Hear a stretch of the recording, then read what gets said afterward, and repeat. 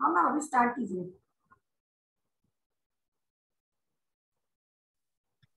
Okay. Good morning. Good morning, dear all participants from various colleges and my dear students. I welcome you one and all on the third day of this certificate course. On application of online e-resources, I welcome our resource person, Dr. Rekha Sharma ma'am.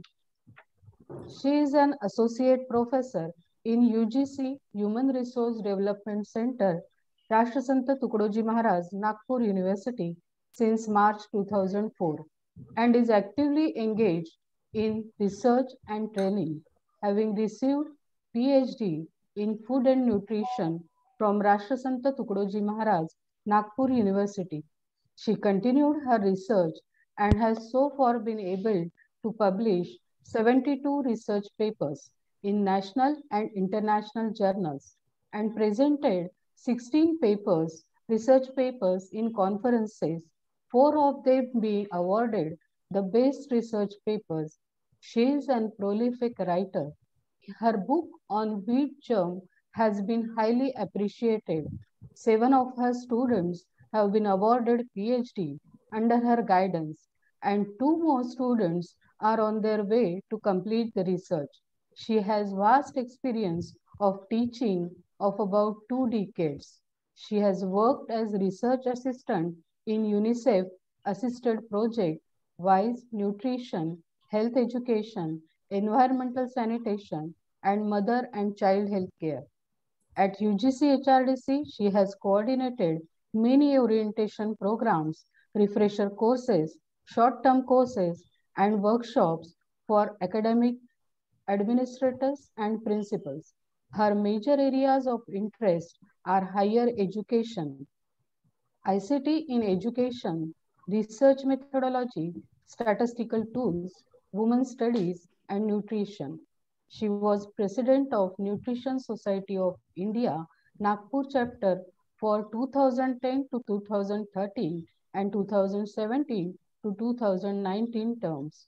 As Swayam coordinator of Rashtrasanta Tukdoji Maharaj Nagpur University, she has conducted several awareness programs on Swayam and MOOCs. Now, I request Dr. Sharma Madam to deliver her lecture. Sharma Madam. Thank you so much, Dr. Aparna Madam. Thank you so much, Dr. Bhirwani Madam, for inviting me. And let me first congratulate you for organizing this beautiful program of 30 hours certificate course in application of open access e-resources. I again congratulate Library Department of Srimati Binzani Mahila Mahavidyalaya Nagpur, Sri Binzani City College Nagpur, and Postgraduate Teaching Department of Library in Information Science, Rashtrasanta Tukdoji Maharaj Nagpur University. Thank you for inviting me and giving this opportunity to speak in front of library and information science participants. वैसे भी library information science वालों को बहुत सारी चीजें मालूम रहती है, बहुत सारे रिसोर्सेस का खजाना रहता है उनके पास में, बट स्वयं का एक छोटा सा OER जो ओपन रिसोर्सेज है, एजुकेशन रिसोर्सेज में आज थोड़ा सा बताने वाली हूँ. जैसा मैडम ने कहा कि मुझे स्वयं के बारे में बताना है, मैं प्रेजेंटेशन दे रही हूँ. यदि आपको किसी को कुछ बीच में पूछना है तो आप पूछ सकते हैं. संजना जी कौन है उसमें? ये ना शायद एनोटेशन उन्होंने स्टार्ट कर दिया है. चलिए, तो मैं जो अभी लेने वाली हूँ लेक्चर वो है स्वयं के बारे में, और उसके साथ साथ में थोड़ा सा 17x17 डिजिटल इनिशिएटिव्स के बारे में बोलूंगी. फिर उसके बाद में मैं बोलूंगी MOOCs के बारे में, फिर स्वयं के बारे में, फिर UGC MOOC के बारे में, अर्पित के बारे में, EPG पाठशाला और स्वयं प्रभा के बारे में देखेंगे. ये चार्ट आप सबने देखा होगा, और ये चार्ट जो है वो है, ये चार्ट जो बताता है 2021 एक मिनट में इंटरनेट में क्या होता है. यदि हम देखेंगे ये चार्ट को तो आप देखेंगे कि फेसबुक में 1.4 मिलियन स्क्रॉलिंग्स होते हैं, इतने टेक्स्ट मैसेजेस सेंड किए जाते हैं, यूट्यूब में 500 आवर्स का कंटेंट अपलोड किया जाता है, और ये सब आगे आगे हम देखते जाएंगे तो कितने सारे तो चीजें 1 मिनट में होती है। ये हमारा सबसे प्यारा 69 मिलियन मैसेजेस 1 मिनट में व्हाट्सएप में भेजे जाते हैं। और नेटफ्लिक्स, लिंक्डइन, ये सारे 1 मिनट में इंटरनेट में इतना सब हो सकता है, तो एजुकेशन क्यों नहीं हो सकता। बट हमें हमें कोरोना ने सिखाया कि हाँ एजुकेशन हो सकता है, and we have started teaching also. अभी हर कॉलेजेस में टीचर्स स्टूडेंट्स को थ्रू इंटरनेट पढ़ा रहे हैं। सो हायर एजुकेशन में through internet education is possible. जब डिजिटल ट्रांसफॉर्मेशन पूरे वर्ल्ड में चल रहे थे हायर एजुकेशन में, तब इंडिया में भी एक डिजिटल इनिशिएटिव स्टार्ट किया गया जिसका नाम था 17/17 डिजिटल इनिशिएटिव्स ऑफ इंडिया। इसमें स्वयं स्वयं Prabha DTH channel, national digital library, national academic depository, other digital initiatives और प्लानिंग, ऐसे पूरी चीजें आए थे। हम इसमें स्वयं और स्वयं प्रभा के बारे में डिटेल में देखेंगे। मैडम मुझे एक क्वेश्चन था, इसका नाम 17x17 क्यों रखा है? क्योंकि इसमें 17 लिए गए, ये स्वयं के जैसे 5 एस्पेक्ट लिए गए, स्वयं प्रभा के 2 एस्पेक्ट लिए गए, ऐसे पूरे मिला के 17 लिए गए जी। इसके बाद हम देखेंगे MOOC। MOOC का मतलब होता है massive open online courses. Massive open online courses का और थोड़ा यदि हम डिटेल में पढ़ेंगे तो मैसिव का मतलब होता है, MOOC का पूरा मतलब होता है मैसिव ओपन ऑनलाइन कोर्स, और इसमें जो स्टूडेंट्स रहते हैं, जो पार्टिसिपेंट्स होते हैं, वो पूरे बिखरे हुए रहते हैं, डिस्ट्रीब्यूटेड रहते हैं। वैसे ही कोर्स मटेरियल जो रहता है पूरे वेब में, across the web it is distributed, पूरे वेब में ये डिस्ट्रीब्यूटेड रहता है। और मैसिव ओपन ऑनलाइन कोर्सेज जो है, ये वर्ड को कॉइन किया गया था डेव कॉर्मियर और ब्रायन अलेक्जेंडर ने। इसके बाद हम मैसिव का थोड़ा अच्छे से मीनिंग देखेंगे। ये एनोटेशन किसी ने कर दिया है यहाँ पे, मैं 1 मिनट इसको मिटा के देखती हूँ। Annotation format eraser,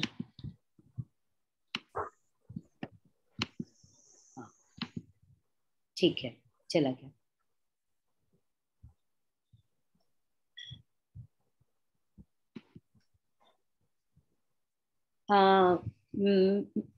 massive open online courses में मैसिव जो है, मैसिव का मतलब एनरोलमेंट नंबर इज मैसिव।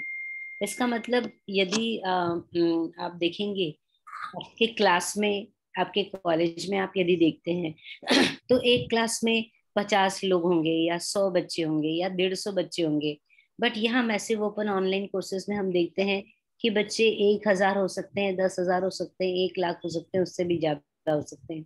एक बार में आपने यदि 25 से 30 साल पढ़ाया तो आप देखेंगे कि आपने 2000 बच्चों को पढ़ाया या 3000 बच्चों को पढ़ाया।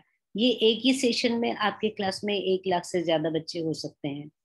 फिर ओपन का मतलब there is no mandatory qualification, कोई भी इसको ज्वाइन कर सकता है। ऑनलाइन का मतलब ये completely we need internet connectivity for this courses. और ये कोर्सेज स्ट्रक्चर्ड होते हैं, यानी करिकुलम बेस्ड होते हैं, फॉर्मल लर्निंग के कोर्सेज होते हैं। और these courses are aimed at unlimited participation in open access via the web.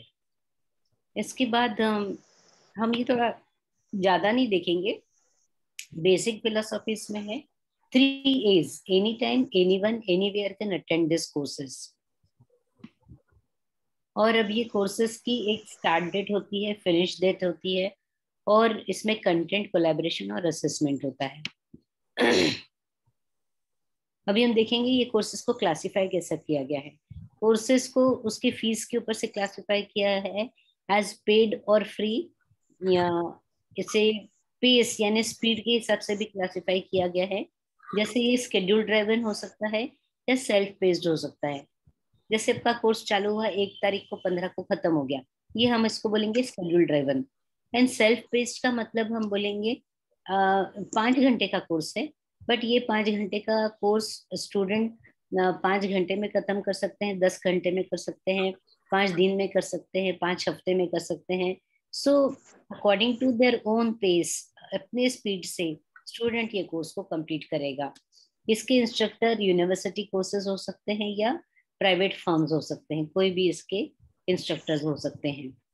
फिर इसके बाद हम देखेंगे ये जो मैसिव ओपन ऑनलाइन कोर्स का प्लेटफॉर्म है इंडिया में, वो है स्वयं नाम से।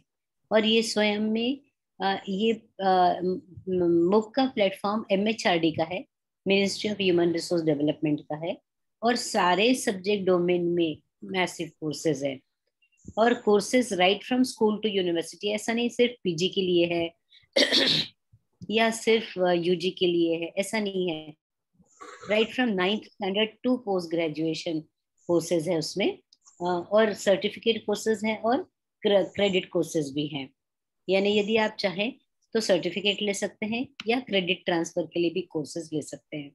ये इसका फुल फॉर्म है स्वयं का, study webs of active learning for young and aspiring minds.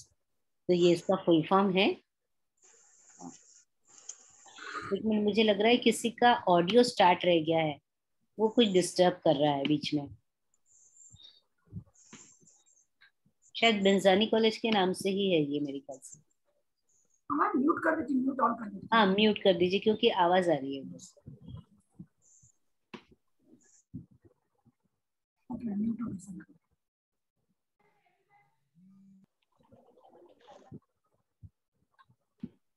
हाँ अभी आवाज आ रही है मेरी? ठीक है। Now study web of active learning for young and aspiring minds, ये इसका फुल फॉर्म है और शॉर्ट में इसको स्वयं कहा जाता है। फिर ये चार्ट्स आप लोगों ने अपने कॉलेजेस में देखे होंगे।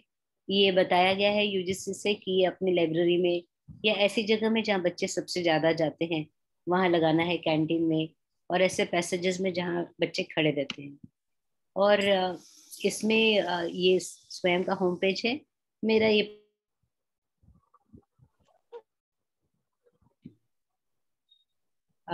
स्वयं के बारे में अब हम देखेंगे। It is an indigenous platform of the government of India which host MOOCs to enable students.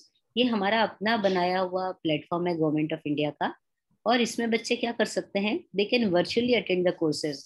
जैसे अभी आप क्लास अटेंड कर रहे हैं, मैं कहीं और बैठी हूँ, आप कहीं और बैठे हैं, ऑर्गेनाइजर्स कहीं और बैठे हैं, और आप ये कोर्स को अटेंड कर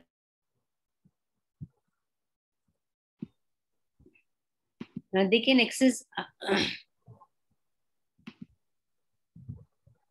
access high quality reading resources। Students को अच्छे से अच्छे रीडिंग रिसोर्सेज मिलते हैं। they can participate in discussion forum and they can take tests and earn academic grades। क्या क्या कर सकते हैं, यानी सिर्फ वीडियोस वॉच कर रहे हैं और रीडिंग मटेरियल डाउनलोड करके पढ़ रहे हैं ऐसा नहीं है। इसके साथ में यदि उनको अपने टीचर्स से डिस्कशन करना है तो वो टीचर से डिस्कशन कर सकते हैं। यदि उन्हें टेस्ट लेना है तो वो टेस्ट ले सकते हैं। एकेडमिक ग्रेड्स अर्न करना है तो एकेडमिक ग्रेड अर्न कर सकते हैं। और it is aimed at benefiting life long learners. Students ना सिर्फ स्टूडेंट्स या टीचर्स या रिसर्चर्स के लिए नहीं है, बट ऐसा जो कोई रिटायर भी हो गया है या जो अंडर ग्रेजुएट है वो पढ़ना चाहता है, कोई भी ये कोर्स इसमें से ले सकते हैं। हाँ, इसको एनी टाइम एनीवेयर बेसिस पे, not only for acquiring knowledge and skill, यानी सिर्फ नॉलेज के लिए नहीं, बट यदि स्किल भी पढ़ना है, कोई स्किल एक्वायर करना है, उसके लिए भी ये कोर्स कर सकते हैं। और बेनिफिटिंग लाइफ लॉन्ग लर्नर्स का एक और मतलब है कि ना उम्र की सीमा न जन्म का बंधन। जितना समय पढ़ना है, जब भी पढ़ना है, इसको हम पढ़ सकते हैं। इसका रेगुलेशन आया हुआ था पहले 2016-19 जुलाई को। इसको 7 जुलाई 2017 में ऑनरेबल प्रेसिडेंट ऑफ इंडिया ने लॉन्च किया था, और अभी 25 मार्च 2021 को इसका फिर से रिवाइज रेगुलेशन आया है। तो मैं थोड़ा सा इसको फास्ट कंप्लीट करती हूँ ताकि मैं इसमें आपको इसके पेज में, होम पेज में जाके मैं आपको वहाँ के ई रिसोर्सेज के बारे में बता सकती हूँ। इसके बारे में बताने के पहले कुछ टर्म्स मैं बार बार यूज करूंगी। जैसे मैं कोर्स बोलूंगी, कोर्स का मतलब रहेगा एक पेपर जो एक सेमेस्टर में पढ़ाया जा रहा है। फिर एक शब्द आएगा होस्ट इंस्टीट्यूशन। सो होस्ट इंस्टीट्यूशन का मतलब रहेगा जैसे मेरा कोर्स है और नागपुर यूनिवर्सिटी से लॉन्च किया जा रहा है, तो इसे होस्ट इंस्टीट्यूशन कहा जाएगा। और यदि मेरा कोर्स एक संत गाडगे बाबा अमरावती यूनिवर्सिटी के कोई बच्चे कर रहे हैं तो उस इंस्टीट्यूशन को पेरेंट इंस्टीट्यूशन कहा जाएगा। इसके बाद कोर्स कोऑर्डिनेटर, यदि कोर्स मैंने बनाया है तो मैं ये कोर्स की कोर्स कोऑर्डिनेटर कहलाई जाऊंगी। इसके बाद में क्रेडिट, यदि स्टूडेंट्स ये कोर्स को करते हैं तो उनको उनके मार्कशीट में उतने क्रेडिट ट्रांसफर किए जा सकते हैं, that is known as credit transfer. और एक क्रेडिट का मतलब रहता है 13 से 15 घंटे का टीचिंग लर्निंग, और उसमें डिस्कशन फोरम इंक्लूड करने के बाद में फिर कुछ कुछ नॉन क्रेडिट कोर्स भी हो सकते हैं, जैसे अवेयरनेस प्रोग्राम्स है, कंटिन्यूइंग एजुकेशन, ऐसे प्रोग्राम्स को नॉन क्रेडिट कोर्स कहा जाता है। इसके बाद हम नेक्स्ट देखेंगे 4 क्वाड्रेंट अप्रोच। मेरे ख्याल से शायद लाइब्रेरी साइंस में ये मालूम ही होगा कि जो भी ई लर्निंग सिस्टम रहती है उसके 4 कंपोनेंट्स रहते हैं। पहला कंपोनेंट होता है क्वाड्रेंट 1, होता है ई ट्यूटोरियल, यानी वीडियो और audio content in an organized form. जो भी ऑनलाइन लेक्चर चल रहा है उसमें सबसे पहला है कि उसके वीडियो लेक्चर्स या ऑडियो लेक्चर्स होने चाहिए। उसके बाद दूसरा होता है क्वाड्रेंट 2, यानी जिसका आपने वीडियो बनाया है उसके ई कंटेंट होने चाहिए, यानी लेक्चर्स होने चाहिए, लेक्चर के नोट्स होने चाहिए। तीसरा क्वाड्रेंट 3 का मतलब डिस्कशन फोरम, जो भी ये ई ट्यूटोरियल है जिसके वीडियो ऑडियो कंटेंट्स है उससे रिलेटेड डिस्कशन फोरम चलेगा, यानी हम एक ऐसा फोरम चलाते हैं जिसमें स्टूडेंट अपने क्वेश्चंस लिख सकता है और उसके आंसर सिर्फ टीचर ही नहीं देती है, यदि किसी और को इसके आंसर देते आता है तो वो दे सकता है। और चौथा होता है सेल्फ असेसमेंट, दैट इज ये यदि वीडियो पढ़ा दिया 30 मिनट का एक, उसके लेक्चर के नोट्स भी दे दिए, तो क्वाड्रेंट 4 में कुछ सेल्फ असेसमेंट के क्वेश्चन रहते हैं कि वहीं की वहीं स्टूडेंट को वो चैप्टर पर्टिकुलरली समझ में आया या नहीं समझ में आया। उसके बाद होता है ये सब करने के लिए MHRD ने ये 9 नेशनल मूक कोऑर्डिनेटर बनाए हैं। ये नेशनल मूक कोऑर्डिनेटर के बारे में मैं आपको बताती हूँ। ये है AICTE, CEC, IGNOU, IIM Bangalore, NCERT, NIOS, NITTTR, NPTEL और UGC।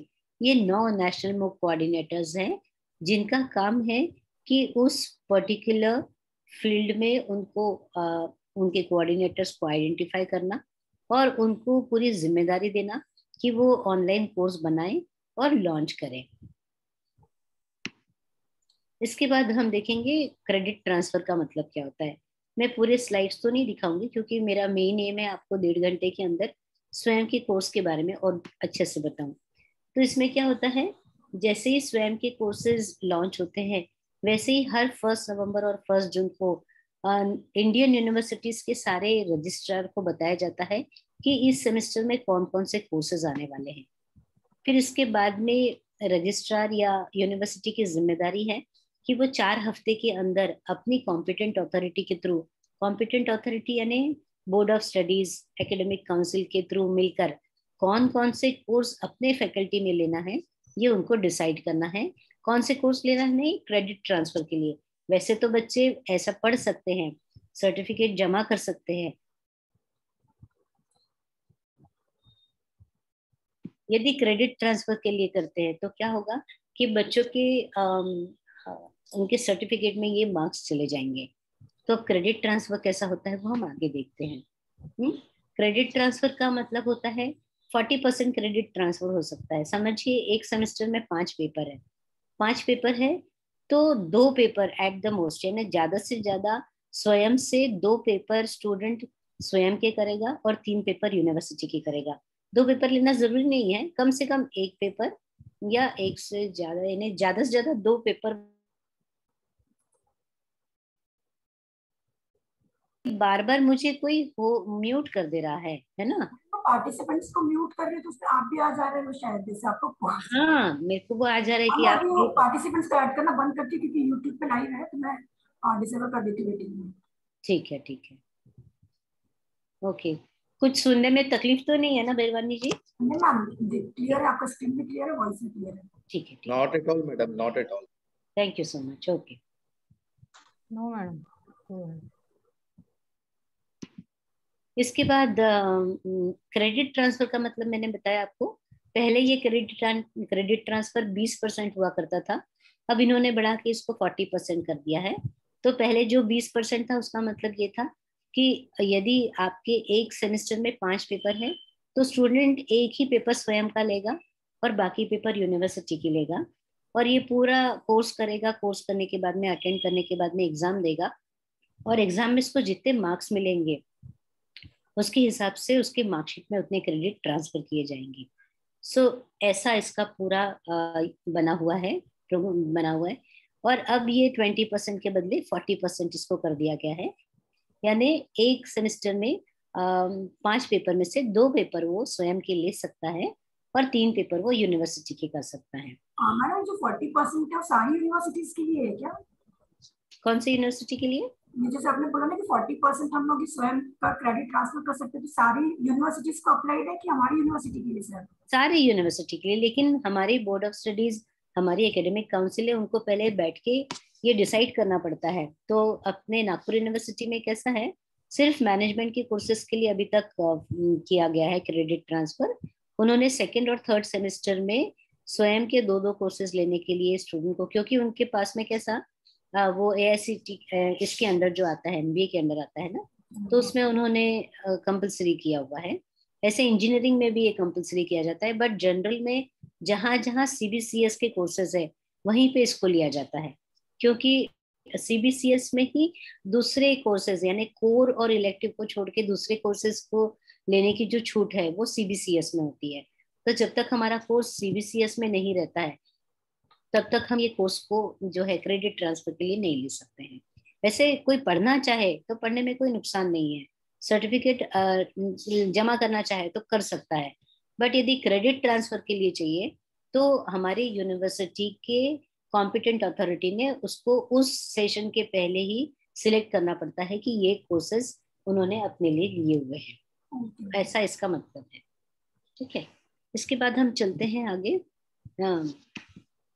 क्रेडिट ट्रांसफर का मैंने क्वेश्चन था। Hello ma'am. हाँ बोलिए। मैम ये जैसे आप UGC म्हणजे यूनिवर्सिटी में एडमिशन है, फिर भी इसके कोर्स अपन कर सकते हैं क्या? हाँ हाँ, कोई भी कर सकता है, कहीं से भी कर सकता है, कभी भी कर सकता है। मैं वो ओपन करके बताऊंगी आपको, ऐसी कोई लिमिटेशन नहीं है, हर कोर्सेस कर सकता है, छूट है। It is up to us. एक तो सबसे पहली बात है ये फ्री ऑफ कॉस्ट है, रजिस्ट्रेशन में कोई पैसे नहीं है। हाँ, यदि आपने पढ़ लिया और आपको एग्जाम देनी है तो फिर एग्जाम देने के लिए 1000 रुपीज फीस, एग्जाम फीस भरनी पड़ती है। अच्छा, फिर एग्जाम दूसरा प्रश्न ऐसा था कि जैसे जॉब के लिए एप्लीकेबल है ये डिग्री? सवाल ही नहीं उठता है, ये MHRD का बनाया हुआ है, ministry of human resource development का है, और दूसरा UGC का कोर्स है। इसमें UGC और बाकी सब के है, तो इसमें ऑथेंटिसिटी की कोई डर नहीं है। सबसे बड़ी जो हमारी अपनी हाईएस्ट बॉडी है वो ये सारे कोर्सेस कर रही है, उनका ये रेगुलेशन बना हुआ है मैडम। जैसे अपना 7th पे सबका रेगुलेशन रहता है, वैसे इसका एक रेगुलेशन बना हुआ है। ये रेगुलेशन के तहत ये पूरी चीजें डिसाइड की गई है, तो हम और आप इसमें कोई रोल प्ले नहीं करते, ये हायर लेवल से चीजें चल रही है। और मैं स्वयं कोऑर्डिनेटर नागपुर यूनिवर्सिटी की हूँ, तो मैं ऐसे अवेयरनेस प्रोग्राम्स लेती हूँ, लोगों को बताती हूँ कि आप कोर्स करिए। अभी आपने सुन लिया तो आप अभी अपने कॉलेजेस में, अपने घरों में, अपने एजुकेटर्स को आप उनको बता सकते हैं कि देखिए स्वयं में इतने सारे कोर्सेज है, और जो कोर्स की आपकी इच्छा है, जैसे लाइब्रेरी साइंस आप पढ़ रहे हैं लेकिन आपकी इच्छा है कि आपको म्यूजिक का पढ़ना है, तो आप म्यूजिक का ज्वाइन कर सकते हैं। हाँ सही है मैम, थैंक यू मैम, अच्छी इंफॉर्मेशन है, थैंक यू मैम। इसके बाद में आगे चलते हैं। इसमें जिस भी दूसरे यूनिवर्सिटी से बच्चे ज्वाइन करेंगे तो स्वयं ने कहा है कि जो भी फिजिकल स्ट्रक्चर उनको लगता है, कंप्यूटर फैसिलिटी लगती है, वो उनको फ्री ऑफ कॉस्ट देनी पड़ेगी, ऐसा UGC के रेगुलेशन में लिखा है। आप मना नहीं कर सकते बच्चों को, यदि वो करना चाहते हैं तो आपको वो फैसिलिटी पूरी उनको देनी पड़ेगी। फिर इसके बाद है नेक्स्ट है, और एक फैसिलिटेटर हर कॉलेज को लगाना पड़ता है। फैसिलिटेटर का मतलब एक ऐसा फैकल्टी मेंबर जो बच्चों को गाइड करेगा रजिस्ट्रेशन करने से लेके क्रेडिट कोर्स तक। क्यों? क्योंकि ऐसे तो हम जानते हैं बच्चे पढ़ते हैं, बट पढ़ाई असल में कब चालू करते हैं, जब उनकी एग्जाम रहती है। बट स्वयं में ऐसा नहीं हो सकता। स्वयं में क्या रहता है, हर वीक वाइज मॉड्यूल्स लॉन्च किए जाते हैं, और लॉन्च करने के बाद हर वीक में एक वीकेंड में उनकी एग्जाम होती है, वीकली ग्रेडेड एग्जाम होती है। तो ये एग्जाम उनको देनी पड़ती है। यदि उन्होंने वो सबमिट नहीं किया तो उनको इंटरनल मार्क्स नहीं मिलते, और इंटरनल मार्क्स में यदि ये फेल हो गए और फाइनल में भले ही उनको 70% मिला, लेकिन फिर यूजीसी उसको पास नहीं बोलती है, उसको सर्टिफिकेट जरूर देती है, सर्टिफिकेट नहीं देगी, मार्कशीट देगी, बट उसको सर्टिफिकेट ऑफ पास नहीं देती है। वो बोलती है कि जब तक तुम इंटरनल और एक्सटर्नल में 40% कमाएंगे नहीं, तब तक हम आपको पास नहीं घोषित करेंगे। एक फैकल्टी मेंबर को हमें फैसिलिटेटर करके अपॉइंट करना पड़ता है, जो स्टूडेंट्स को गाइड करेगा कि अभी आप कीजिए, इसको सबमिट कीजिए, ये वीक के अंदर ये चीज हो जानी चाहिए। यानी वो स्टूडेंट को पढ़ना ही होता है और सबमिट करना ही होता है। उसके बाद में है, इसका इवैल्यूएशन हमेशा या तो ऑनलाइन हो सकता है या पेपर पेन हो सकता है, और 70% इंटरनल मार्क्स होते हैं, 30% इंटरनल होते हैं, 70% एक्सटर्नल एग्जामिनेशन में होते हैं। कभी कभी ये ऑनलाइन पेपर पेन मोड पे भी होता है और ऑनलाइन भी होता है। इसके सेंटर्स सारे दिए जाते हैं, और एनटीए जो JEE और AIEEE ये सब के एग्जाम जो करता है, ये एग्जाम कंडक्ट करने वाली जो संस्था है NTA, नेशनल टेस्टिंग एजेंसी, वो ये एग्जाम को कंडक्ट करती है। बकायदा रजिस्ट्रेशन होता है, हॉल टिकट दिया जाता है, और इंडिया के सारे इसमें सिटीज में इसके एग्जाम कंडक्ट की जाती है, जहां जहां से बच्चे अपीयर होना चाहें। उसके बाद में इवैल्यूएशन तो ऑनलाइन किया तो तुरंत ही इवैल्यूएशन हो जाता है, और पेपर पेन रहा तो वो जिम्मेदारी है उस होस्ट इंस्टीट्यूशन की जिसने इसको लॉन्च किया है। इसके बाद में ये प्रॉक्टर्ड एग्जामिनेशन होती है, यानी ऑनलाइन भी रही तो भी एक इन्विजिलेटर रहता है जो पूरे टाइम देखता है। ये देखिए, जब भी एग्जाम की डेट आती है तो एक पब्लिक नोटिस आती है अपने यूजीसी की तरफ से, सारे वाइस चांसलर्स को दिया जाता है और प्रिंसिपल्स ऑफ द कॉलेज को दिया जाता है कि जो भी आपको कंडक्ट करना है, ये 2 दिन को छोड़ के ही आप अपने एग्जामिनेशन की डेट को फाइनलाइज करेंगे। यानी देखिए, यदि हमारी यूनिवर्सिटी में एग्जाम चल रही है और उसके एग्जाम का टाइम टेबल बन रहा है, तो उनको सबसे पहले ये आएगी पब्लिक नोटिस कि आप जो भी टाइम टेबल बना रहे हैं, यूजुअली जो फर्स्ट यानी जनवरी के सेमेस्टर में लॉन्च होता है, उसकी एग्जाम हमेशा second Saturday Sunday of May में होती है, और जो कोर्स जुलाई में लॉन्च होते हैं उनकी एग्जाम सेकेंड वीक के यानी second week of Saturday Sunday नवंबर में होती है। तो ये दोनों दिनों को छोड़ के, ये चारों दिनों को छोड़ के यूनिवर्सिटी अपना टाइम टेबल बना सकती है। हाँ, ऐसा ये इंस्ट्रक्शन पहले ही दे देते हैं। स्टूडेंट्स को ज्वाइन करने में कोई तकलीफ नहीं है, उनका कहीं कोइंसाइड नहीं होता है। फिर बच्चों का उनको मार्क्स दिए जाते हैं, होने के बाद में सर्टिफिकेट इशू होते हैं, और इशू होने के बाद में जो है इनके मार्क्स को आप इनकॉर्पोरेट कर सकते हैं, ग्रेड्स को उनके मार्कशीट में डाल सकते हैं। और ये मार्कशीट के लिए पेरेंट इंस्टीट्यूशन को इक्विवेलेंट क्रेडिट वेटेज देना पड़ता है। इसके बाद में अमेंडमेंट्स, यानी जो हमारे रूल्स रेगुलेशंस है उसमें बदलाव लाना पड़ता है, अमेंडमेंट्स करने पड़ते हैं। और पहला तो अमेंडमेंट करने की जिम्मेदारी जो है वो है management council, academic council, board of studies, वो अमेंडमेंट्स करेंगे ऑर्डिनेंसेस, रूल्स और रेगुलेशंस में। फिर कोर्स को सिलेक्ट करेंगे, सिलेक्ट करने के बाद में कोर्स कोऑर्डिनेटर को या फैसिलिटेटर को डेसिग्नेट करेंगे। फिर ये इंफॉर्मेशन को डिसेमिनेट करेंगे कि ऐसी ऐसी कोर्स आ गए हैं, और आने के बाद में बच्चों को बताएंगे कि भाई ये कोर्स आ गया है, अभी आपको ये कोर्स को रजिस्टर करना है। कोर्स का कंप्लीट होने के बाद में इवैल्यूएशन होगा, होने के बाद बच्चों को मार्क्स दिए जाएंगे, मार्क्स होने के बाद में बच्चों को सर्टिफिकेट्स इशू किए जाएंगे। ये देखिए, ये 26 जुलाई 2021 का है। Students can now get 40% of. अभी ये जब क्रेडिट बढ़ा था ना, एक्चुअली जब 20% क्रेडिट था तब बहुत से यूनिवर्सिटीज ने डिमांड की थी कि वो क्रेडिट बढ़ाए, मगर फिर यदि अपने यूनिवर्सिटी में टीचर्स, अपने कॉलेजेस में यूनिवर्सिटी में टीचर्स नहीं है तो स्वयं के कोर्सेज लेने से फायदा हो सकता है, बट जहाँ पे टीचर्स है वहाँ पे ये सप्लीमेंट करके काम कर सकता है।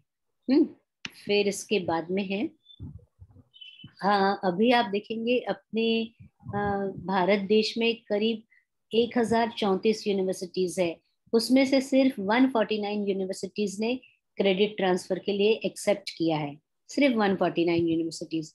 उसमें से भी मेजॉरिटी यूनिवर्सिटीज साउथ में है, जिन्होंने ये स्वयं के कोर्सेज से जो क्रेडिट मिल रहा है उसको अनुमति दी है क्रेडिट ट्रांसफर की। फिर उसके बाद में है, देखिए मेरा एक कोर्स लॉन्च हुआ है जो 5 बार लॉन्च हो चुका है 2019 के बाद से। जुलाई अक्टूबर 2019 को हुआ, फिर जनवरी टू मई 2020 को हुआ, फिर जुलाई टू अक्टूबर 20 में हुआ, जनवरी टू मई 21 में हुआ, और अभी फिर से ये जुलाई टू अक्टूबर 2021 में हुआ। और अभी नेक्स्ट यानी जनवरी 2022 के लिए उन्होंने मेरा कंसेंट ले लिया है कि मैं वो लॉन्च करने को तैयार हूँ। ये मैं स्वयं के कोर्स में जाके बताऊंगी। ये मेरा फ्लायर है और ये फ्लायर्स है, ये एनरोलमेंट्स हैं। अभी तक करीब 9,439 यानी इतने लर्नर्स ने मेरा कोर्स कर लिया है। और ये कोर्स देखिए पहली बार 26 कंट्रीज के किए, दूसरी बार 22 कंट्रीज के बच्चों ने किया, फिर 34, फिर 29 और फिर 34 कंट्रीज के लोगों ने मेरे कोर्स को ज्वाइन किया है। तो ना केवल इंडिया में, बट आपका जो कोर्स यदि स्वयं से लॉन्च होता है तो बाहर के कंट्रीज के लोग भी आपके कोर्स को करते हैं। इसके बाद में एनरोलमेंट फॉर एग्जाम, देखिए ऐसी हिस्ट्री है कि स्वयं के कोर्स ज्वाइन करने वाले लाखों में रहते हैं, बट सर्टिफिकेशन तक आते तक बहुत कम हो जाते हैं।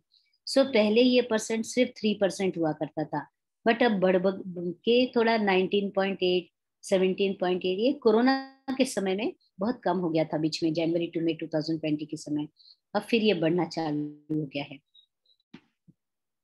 इसके बाद एज वाइज अब देखेंगे तो ज्यादातर बच्चे जो है वो 20 से 30 साल के बच्चे हैं जो ये कोर्स को ऑप्ट करते हैं। मेरे कोर्स का है ये स्पेशली।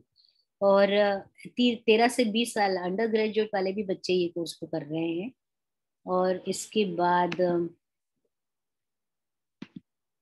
टाइप्स ऑफ लर्नर्स, ज्यादातर शुरू शुरू में फैकल्टी ज्यादा ज्वाइन कर रही थी, क्योंकि मैंने एक मैसेज डाला था कि ये कोर्स जो आप कर रहे हैं ये आपको पीबीएस और एपीआई के लिए भी काम में आएगा। बट उसके बाद में हमारे एचआरडीसी का एक मैं आपको कंटेंट बताती हूँ जिसके हिसाब से ये एपीआई के काम का नहीं था। फिर मैंने देखा कि इसमें अदर्स बढ़ना चालू हो गए और अब स्टूडेंट का नंबर बढ़ना चालू हो गया। इसके बाद है डिसिप्लिन। मेरा कोर्स जो है वो फूड एंड न्यूट्रिशन के लोगों के लिए है, बट आप देखेंगे कि मेजॉरिटी जो है वो फूड टेक्नोलॉजी के बच्चे हैं, बायोटेक्नोलॉजी के हैं, बीएससी लाइफ साइंसेस के हैं, फूड इंजीनियरिंग है, माइक्रोबायोलॉजी है, होम साइंस जो है वो 6ठे नंबर पर है। तो अभी भी ऐसा कुछ जरूरी नहीं है कि वो न्यूट्रिशन वाले हैं तो न्यूट्रिशन के ही लोग कोर्स करेंगे, कम्युनिकेशन स्किल्स का है तो सिर्फ अंग्रेजी के ही लोग करेंगे, ऐसा नहीं है। जो कोर्स जिसके काम का हो सकता है वो कोर्स उन लोग अटेंड करते हैं। फिर ऐसा सर्टिफिकेट रहता है, ये सर्टिफिकेट में नेशनल कोऑर्डिनेटर की साइन रहती है और उसके साथ साथ जो अपने रजिस्ट्रार रहते हैं अपने यूनिवर्सिटी के उनकी साइन रहती है। ये पिछले बार तक था और अब इस बार से जो है उसमें अपने नए रजिस्ट्रार की साइन रहेगी। ये पिछले बार तक का हुआ। फिर इसके बाद में है पीबीएस और एपीआई। यदि आप गवर्नमेंट ऑफ महाराष्ट्र का रेगुलेशन देखेंगे 2018 का, ये मार्च 2018 का है, 8 मार्च 2019 का, 8 मार्च 2019 का है। उसके हिसाब से है कि करियर एडवांसमेंट स्कीम में असिस्टेंट प्रोफेसर से assistant professor level, next level. आप LIS का भी देखिए, लाइब्रेरी इंफॉर्मेशन साइंस के लिए भी कैसा दिया है, लाइब्रेरियंस की कैसे दिया है। ये असिस्टेंट प्रोफेसर के लिए दिया हुआ है कि यदि उन्होंने फर्स्ट लेवल में एक ओरिएंटेशन कोर्स करने के बाद में एक रिफ्रेशर कोर्स या 2 शॉर्ट टर्म के बदले एक मूक कोर्स करते हैं तो उन्हें एक रिफ्रेशर कोर्स माफ हो जाता है। ऐसे सेकेंड लेवल में भी कहा गया है यदि वो करते हैं तो एक रिफ्रेशर कोर्स उनको माफ हो जाता है। बट उसमें क्या करना पड़ेगा, एक ई सर्टिफिकेशन वाला मूक कोर्स करना पड़ेगा और 4 क्वाड्रेंट में उनको या तो फिर वो डेवलप करे खुद का कोर्स। और फिर तीसरे में भी उन्होंने ऐसे ही दिया है, ई कंप्लीटेड 1 मूक कोर्स।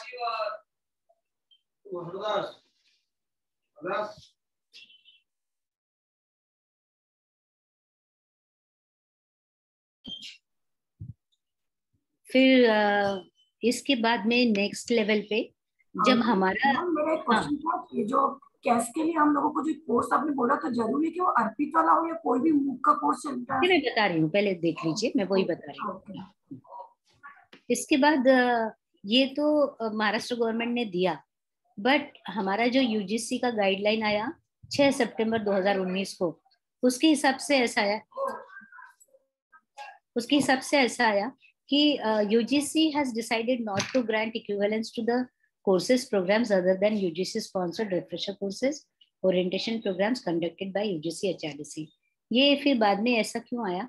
क्योंकि ज्यादातर जो स्वयं के मूक के जो कोर्सेज थे वो पोस्ट ग्रेजुएट लेवल के थे। पोस्ट ग्रेजुएशन यदि हम टीचर्स पीजी के कोर्सेज करेंगे तो हमें एडिशनल इंफॉर्मेशन क्या मिलेगी, हमारे इसमें एडिशनल क्या चीज आएगी? या तो आप उधर के कोर्सेज कीजिए या PMM NMTT यानी Pandit Madan Mohan Malaviya national mission for teacher in training, इसका वाला यदि आप कर सकते हैं तो वो चलेगा इनको।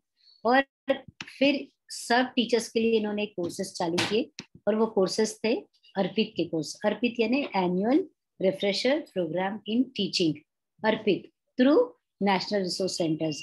पूरे इंडिया में इन्होंने 75 नेशनल रिसोर्स सेंटर्स को आइडेंटिफाई किया, उनसे कहा कि आप एक कोर्स बनाइए, ऑनलाइन कोर्स। ये ऑनलाइन कोर्स सिर्फ टीचर्स के लिए रहेगा और एनुअल रिफ्रेशर प्रोग्राम इन्हें साल में एक ही बार इसको लॉन्च किया जाएगा। और ये कोर्सेज को लॉन्च करने के बाद में इन लोगों का फिर से ये 15 वीक का प्रोग्राम चलेगा। और ये कोर्स जो है ये Pandit Madan Mohan Malaviya national mission on teachers and training teaching, इसका ये कोर्स रहेगा। और अर्पित के जो कोर्स है ये देखिए, जब सबसे पहली बार नवंबर 18 से फरवरी 2019 में चला तब सिर्फ 0.5% टीचर्स ने ही इसकी एग्जाम दी। वैसे एग्जाम ये पेपर ये कोर्स ओपन रहता है, बच्चे भी कर सकते हैं, बट इसका जो सर्टिफिकेट रहेगा ये टीचर्स अपने कैश के लिए यूज कर सकते हैं। ये और इसमें भी कैश का ऐसा नहीं है कि कैश का कर सकते या नहीं कर सकते, यानी ये कोई प्रॉब्लम तो नहीं, इसमें कोई प्रॉब्लम नहीं, क्योंकि ये फिर से MHRD का किया हुआ है and it is specially meant for teachers.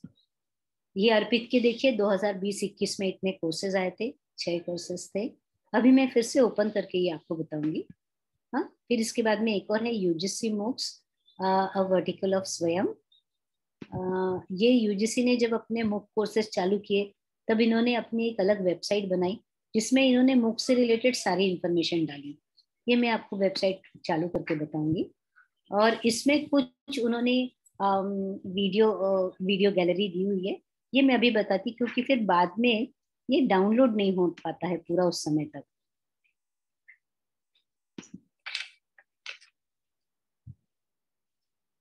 अपनी सारा की खींची हुई फोटो छपी है मैगजीन में। दिखाना।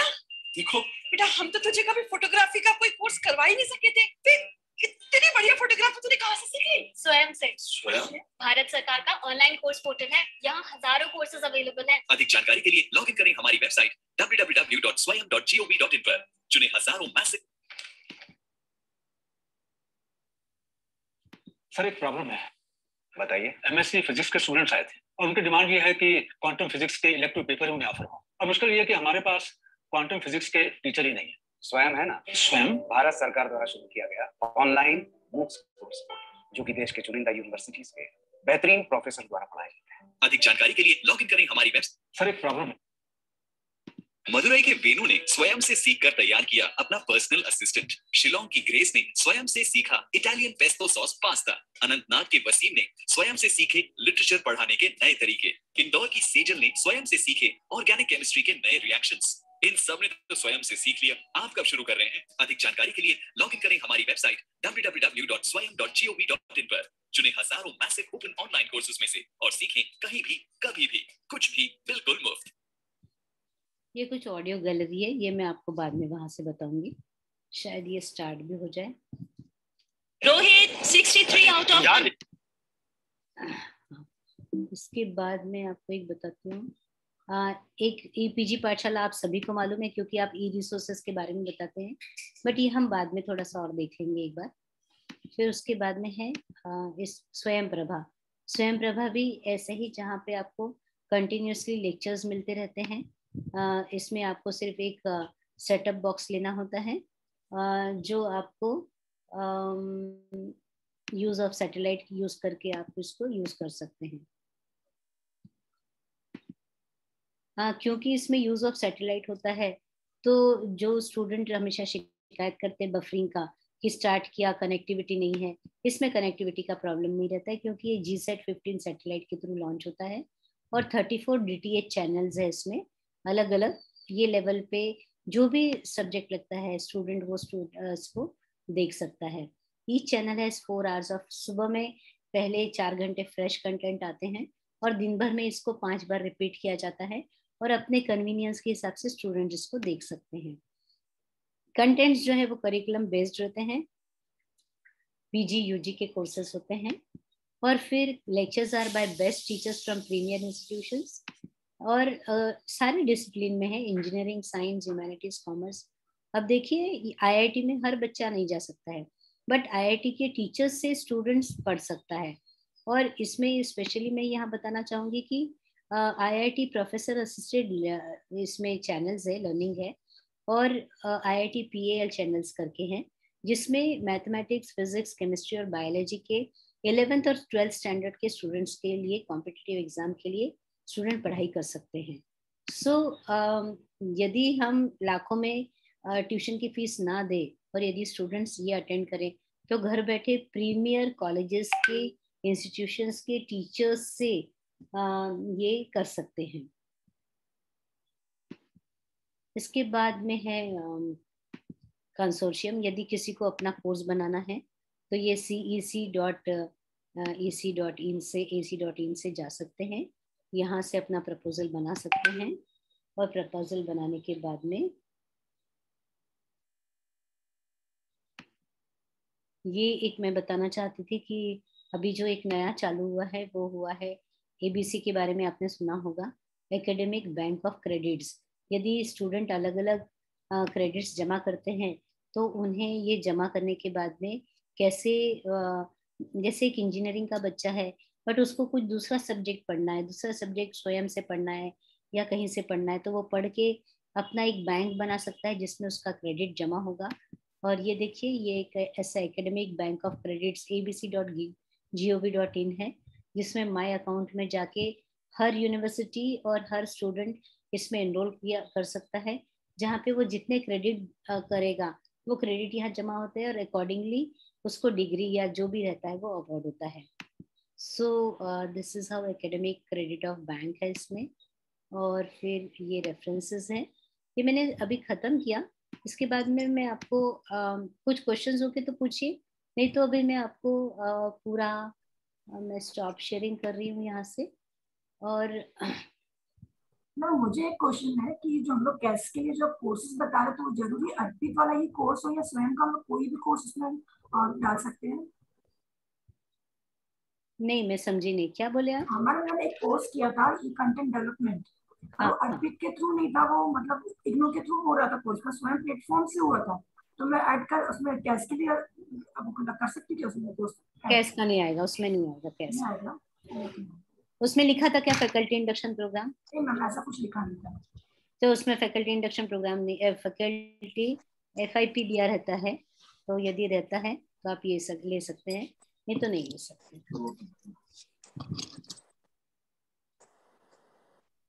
ठीक है, आगे चलें। मैं दूसरा बताऊं आपको ओपन कर करके सारे। Good morning madam. हाँ गुड मॉर्निंग। एक क्वेश्चन था मेरा। हाँ मैडम, वो जो नोटिफिकेशन आता है UGC की तरफ से कि फैकल्टी मेंबर भी ई कंटेंट जो डेवलप करेगा, तो वहाँ पे एक थोड़ा सा देखा गया है कि PG को ज्यादा प्रेफरेंस दिया जाता है। Again they have added some कुछ एलिजिबिलिटी क्राइटेरिया भी है। तो हम लोग जैसे UG कॉलेजेस के टीचर्स हैं, तो हमारे लिए आप कुछ बता सकते हैं कि कुछ किस तरीके से उसको अप्रोच किया जाए या फिर अप्लाई किया जाए कोर्स कंटेंट तैयार करने के लिए, कंटेंट तैयार करने के लिए, कुछ ऐसा? तैयार करने वाली बात बोल रहे हैं आप? प्रिपेयर करने के लिए? प्रिपेयर करने Subject. के लिए ऐसा PG को दिया जाता है ऐसा कुछ नहीं है सर। UG PG दोनों के लिए कोर्सेज है। UG के लिए आपको CEC में करना पड़ता है और PG के लिए आपको UGC में भेजना पड़ता है, बट उसमें कोई वो ऐसा नहीं है कुछ इसमें कोई भेदभाव नहीं रहता है, दोनों को दिया जाता है, इक्वल अपॉर्चुनिटीज रहते हैं। मैं आगे एक प्रेजेंटेशन बताती हूँ जिसमें यदि कोई टीचर इंटरेस्टेड है तो वो कैसे कर सकता है, वो मैं आपको बताती हूँ। Excuse me ma'am. हाँ जी बोलिए। Good morning ma'am. Ma'am this is Vandana. Ma'am actually मैं आपसे एक क्वेश्चन पूछना चाहती हूँ कि स्वयं में बहुत सारे अच्छे कोर्सेस हैं, लेकिन के बच्चों को एनकरेज करना बहुत डिफिकल्ट होता है, तो हम उनको कैसे एनकरेज करें? एक मिनट, मैं थोड़ा सा एक बार ये मैं चालू कर दूं। जी। देखिए, एनकरेज करने का ऐसा है कि हमको ही अवेयरनेस प्रोग्राम्स कंडक्ट करने पड़ेंगे, उनको बताना पड़ेगा कि ऐसे ऐसे कोर्सेज है। और ये देखिए मैं गई, आप मेरी स्क्रीन शेयर हो रही है? Yes ma'am, yes ma'am. Actually मैं हमेशा हर साल अवेयरनेस प्रोग्राम कंडक्ट करती हूँ, पर फिर भी जो बच्चों का रेशो रहता है रजिस्ट्रेशन का वो बहुत लो रहता है। मैं एक्चुअली मेरे कॉलेज में एनपीटीएल, स्वयं एनपीटीएल लोकल चैप्टर की स्पोक भी हूँ, तो मैं बहुत कोशिश करती हूँ, बच्चों से बात भी करती हूँ, फिर भी इंटरेस्ट मुझे बहुत कम दिखता है उनका। अभी उन लोगों को उतना समझ में नहीं आ रहा ना, बट क्या है, वो अपना पूरा यूजी पीजी कंप्लीट करने के बाद में भी अपने लाइफ में कभी भी स्वयं कर सकते हैं। बट जब तक हम उनको थोड़ा कंपलसरी नहीं कराएंगे ना, उनको वो समझ में नहीं आएगा। तो ये धीरे धीरे धीरे धीरे यूनिवर्सिटी लेवल में यदि ये कंपलसरी होता है तो ये हम टीचर्स को भी उसका फायदा ऐसा रहेगा कि बच्चों को एक सोर्स पता चलेगा कि हाँ यहाँ से भी ये चीजें मिल सकती है। देखिए ये swayam.gov.in का एक ये होम पेज है, और ये होम पेज में यूजुअली जैसे अभी एक मेरे कोर्स का रिजल्ट निकला, ये रिजल्ट सामने दे देता है। इसको क्लिक करेंगे तो उनको सिर्फ ईमेल आईडी देना है। ये अभी मैंने 9 नेशनल मूव कोऑर्डिनेटर्स के बारे में बताया। और अब मैं थोड़ा ये स्वयं के बारे में आप लोगों को डिटेल में बता रही हूँ। ये ऑल कोर्सेज को यदि मैंने क्लिक किया, ऑल कोर्सेज को यदि क्लिक किया तो आप देखेंगे यहाँ बहुत सारे कोर्सेज है। ये स्क्रॉल करते जाएंगे तो आपको कोर्सेज ही कोर्सेज मिलते जाएंगे। ये कोर्सेज ही इतने कितने सारे कोर्सेज ढूंढेंगे आप। तो ढूंढने का सबसे अच्छा तरीका है आप यहाँ से फिल्टर लगा लीजिए, और फिल्टर लगाने के बाद में क्या करेंगे आप, ये ऑल में गए। ऑल में जाने के बाद में आपको AICT के चाहिए कोर्सेज या CEC के चाहिए या IGNOU के चाहिए, इसमें से जो भी आपको कोर्सेज चाहिए उसको आप क्लिक कर सकते हैं। मैंने CEC को क्लिक किया। इसके बाद आपको कोर्स ड्यूरेशन वाइज चाहिए, आपको कितने वीक का कोर्स करने का है। हाँ, पहले आप स्टूडेंट्स को बताइए कि 4 ही हफ्ते का करके देखिए, उसके बाद में धीरे धीरे उनको बढ़ाने के लिए बोलिए। फिर इसमें मैं अभी आपको 15 वीक का कोर्स बता रही हूँ। 15 वीक के कोर्स करने हैं तो कौन कौन से हो सकते हैं। देखिए एक एनिमेशन करके ये कोर्स है, इनका जो कोर्स चला ये भी इन्होंने हमारे साथ में ही लॉन्च किया था। ये करीब एक बार में 18-20 हजार लोगों ने कोर्स किया। हाँ, तो इनके तो कोर्स करने वाले अभी लाखों से ऊपर चले गए होंगे। ऐसे ही एकेडमिक राइटिंग का एक कोर्स है जो बहुत ही अच्छा है, जिसमें प्रोजेक्ट प्रपोजल कैसे लिखना, रिसर्च पेपर कैसे लिखना, रिव्यू कैसे लिखना, फंडिंग एजेंसीज को कैसे लिखना, सारी चीजें सिखाई जाती है। यदि ये कोर्स करते हैं तो इसके भी बहुत सारे फायदे हैं। ऐसे बहुत सारे कोर्सेज हैं जो आप कर सकते हैं। सबरीना जी बंद कीजिए, आपका म्यूट कीजिए प्लीज। सबरीना जी म्यूट कीजिए अपने आप को आप। तो ये बहुत सारे ऐसे कोर्सेज हैं। इसमें मैं जो मेरा अपना कोर्स लॉन्च हुआ है उसके बारे में मैं बताती हूँ आपको। अभी ना ये तीनों बार का ये कंप्लीट हो गया है, वो तीनों दिखा रहा है, इसलिए थोड़ा कंफ्यूजन हो जाएगा। फंक्शनल फूड्स का मैं बता रही हूँ आपको। ऑनगोइंग एनरोलमेंट क्लोज्ड, ये देखिए ये 15 वीक का 15 सितंबर को इसका ये खत्म हो गया है एनरोलमेंट। इसको मैंने क्लिक किया। क्लिक करने के बाद यदि एनरोलमेंट शुरू रहता है तो यहाँ ज्वाइन आता है। अभी ये कोर्स के लिए 1595 लोगों ने इसको ज्वाइन किया है कोर्स को, और ये मैंने आपको कहा 34 कंट्रीज के लोग हैं इसमें। ज्योति जी प्लीज म्यूट योर सेल्फ।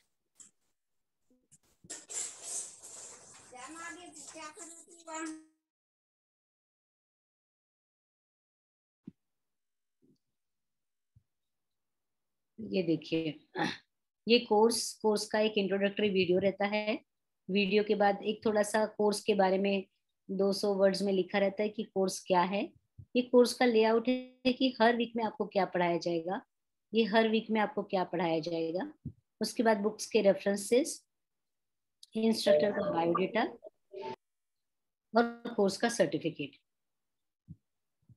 ये पूरा दिया हुआ है और 15 वीक का प्रोग्राम है। अभी मैं एक कोर्स में जाके आपको ये बताती हूँ कि ये कोर्स में अंदर में कैसा दिखता है और क्या किया जा सकता है। अभी जो ऑलरेडी लॉन्च हो चुका है वो वाला मैं एनरोल करके आपको बताती हूँ।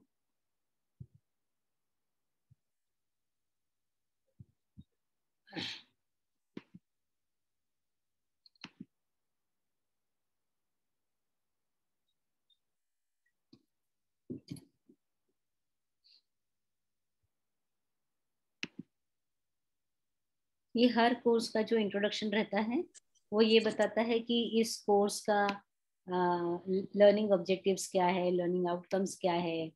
और ये मैं थोड़ा सा 2 मिनट के लिए वीडियो ऑन करती हूँ और ये वीडियो में आपको देखने मिलेगा। Hello learners, welcome to online course on functional foods promoting nutraceuticals.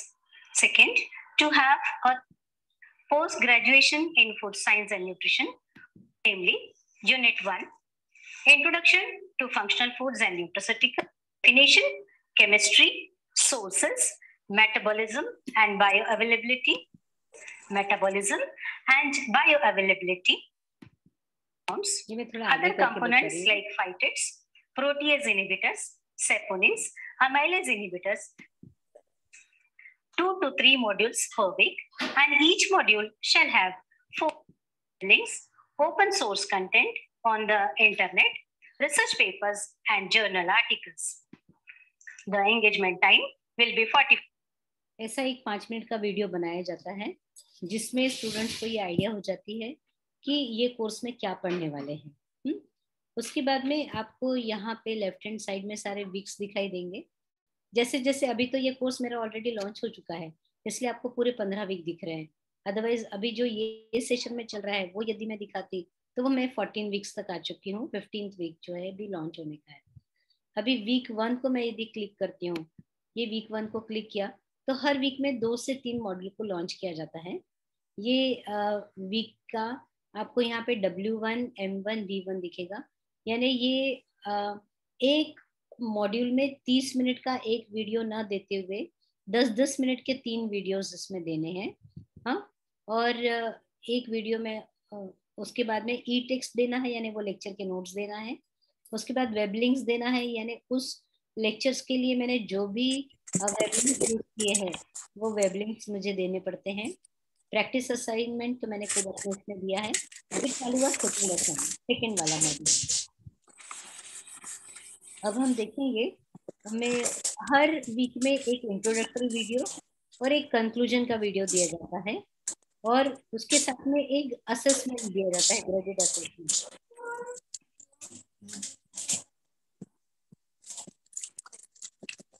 Jayashree ji please mute कीजिए। जयश्री खंडारे, जयश्री खंडारे प्लीज म्यूट कीजिए। Yes ma'am.